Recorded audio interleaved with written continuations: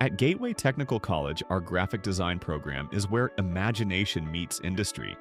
Through hands-on training using industry standard software, this program gives you the skills and tools to bring your vision to life. They're going to start out learning the fundamentals of graphic design, color, layout, typography, and they'll move very, very quickly into things like computer illustration, where they're going to use vector illustration. So they get exposed to a lot of different things, really in each of their classes. You touch on typography, you touch on illustration, digital illustration, web design, and it gives you a great feeling for what you might be interested in. So it was really helpful to be able to kind of explore all those different things. Our program gives you real-world experience through client-based projects, internships, and collaborative opportunities.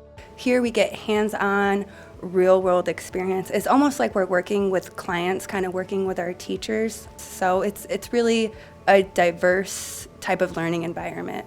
It's a very robust program that prepares students for the workplace.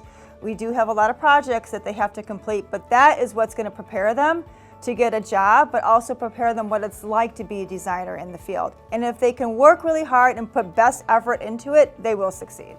By the time you graduate, you'll have a top-notch portfolio that showcases your skills and gets you noticed by employers.